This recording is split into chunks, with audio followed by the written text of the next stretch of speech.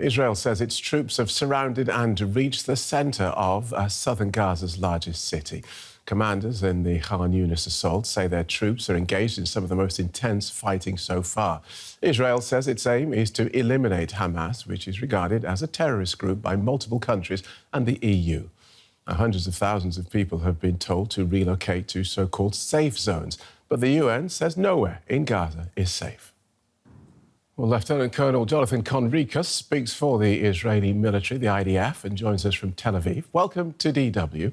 What is the IDF's objective in Khan Younis? Hello, Phil. Thank you for having me on the show. The objective remains the same. We are going to dismantle Hamas and make sure that the atrocities of October the 7th never happen again, that Israeli civilians will not be butchered in their homes and burnt and raped and pillaged, and that the Israeli civilians will not be taken hostage. And maybe I missed it, but I didn't hear any reference in the coverage of 138 Israeli hostages that have been held for 60 days in Gaza. Maybe I missed it, but bottom line, we are going to defeat Hamas, make sure that they will not have the ability to ever attack us again, and bring back our hostages. And how would you say that is going? So far, we are advancing according to plan. We have been able to achieve significant advances in northern Gaza. We are still present on the ground and fighting against Hamas strongholds in northern Gaza, in Sajaiya, in Jabalia, and other neighborhoods where Hamas is embedded in and underneath. And as you reported, we are currently also operating in southern Gaza, in Khan Younis, which is a very important Hamas stronghold. We are advancing, but there is fierce fighting. Hamas probably understands that this is a really crucial time for them, and they are operating accordingly, fighting with almost everything they have, and we are, of course, fighting accordingly. And you're fighting in one of the most densely populated areas on Earth. How are you avoiding killing civilians?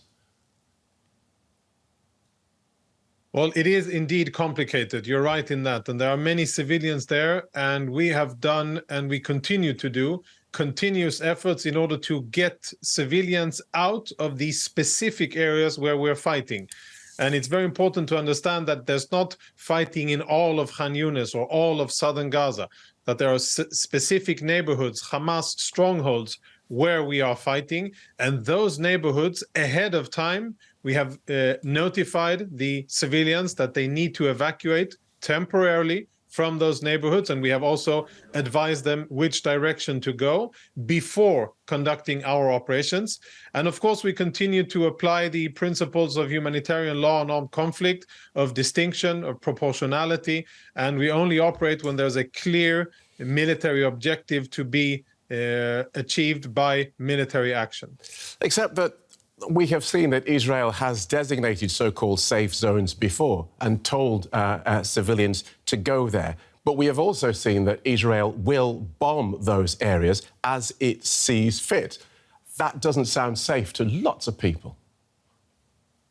Yes, the only issue with that statement is that you're not addressing what the enemy is doing.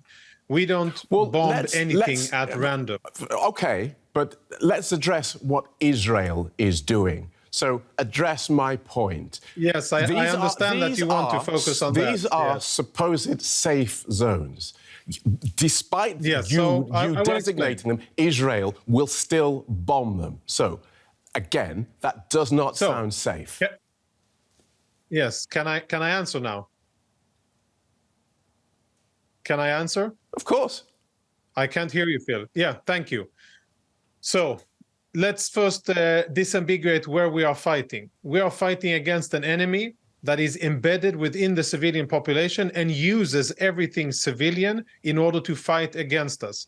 They have fired more than 11,000 rockets at our civilians from the civilian neighborhoods, including the so-called safe zones or the humanitarian zones. They continue to use hospitals, mosques, UN facilities, schools, and everything that is supposed to be off the battlefield for their military purposes. And that is something that needs to be said every day and many times in order to understand the complex and, I would say, very difficult situation on the ground that the Palestinians are now suffering from. Now, if Hamas uses what has previously been defined as a safe zone in order to fight and to fire rockets or missiles at Israeli civilians or to conduct combat activities towards our troops from that area, then there may be a case where we will retaliate fire. But that is an extremely small percentage. And by and large, all of the designated safe zones have been maintained as such, even though Hamas has used them in order to fire against us. Can you clarify a comment of yours that's been causing something of a stir? You've been quoted as saying that Israel believes it has killed 2 civilians for every Hamas militant and that this is a tremendously positive ratio. What did you mean by that? Yes, that wasn't very well-chosen words, and they were a bit taken out of context as well. But of course, I stand by what I said before, and now is a good opportunity to correct that. And for those who may be watching and thinking and taking things out of context, is a good opportunity to set that straight. To understand, in urban warfare, including where German troops have been involved in Afghanistan, and of course where NATO forces have been fighting in Iraq and in Afghanistan, in Syria and other locations, unfortunately, sadly, whenever there is fighting in urban terrain, densely populated urban terrain, usually the ratio is between 1:9 to 1:15. 1 enemy combatant to 15 or 9 civilians. That is the applicable ratio, not of Israeli forces, but of Western NATO forces fighting against similar enemies, perhaps in a little bit less complex areas than we are fighting, because there's also the elaborate tunnels. That is the backdrop of my comment, which should have been rephrased differently. And what I should have said was, every civilian life lost in combat is sad and not the aim of the operation. But if, and I said if the ratio is 1:2, then it is exceptionally positive within the context of fighting in urban terrain. And that, of course, does not indicate that we want to kill civilians. We aspire to minimize that. But when you compare it to other militaries who fight in urban terrain, it would be an exceptionally positive ratio. Of course, again, every civilian Thank you for clearing that up. Isn't the purpose. Okay. Is there a number of civilian deaths that Israel would consider too high in its pursuit of Hamas? We're at about 16,000 Palestinians killed now. Yeah, so first of all, when you say 16,000, I don't know what you base that on. If you're basing it on Hamas figures, then I think that you should say that you're absolutely right. Yes, I base it on figures from the Hamas-controlled health authority. If you have better figures, by all means, share them with us. But according to the health authority in Gaza, they're at about 16,000 deaths now. So I'll repeat the question. Is there a number of civilian deaths that Israel would consider too high? The number of civilian deaths that we consider too high is 1,200. And those are the Israeli civilians that were purposely, intentionally butchered, raped, and burned by Hamas terrorists on the 7th of October. That is the most important number from our perspective.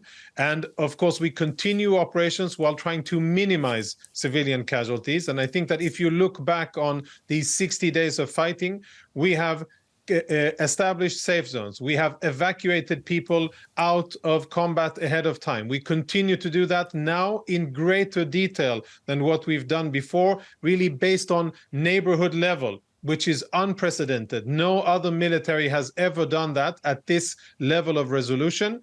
And we aspire to have as few as possible civilian casualties in the fighting, but that is not the main parameter here. What the main focus of us is to defeat the enemy and to make sure that Israelis can go back to their homes. There are currently 250,000 displaced Israelis that are not in their homes because of the fighting. And we want them to go back to their homes and to rebuild their communities that were ravaged by Hamas. Do you know how many Hamas fighters the IDF has killed? And if so, how have you verified that figure?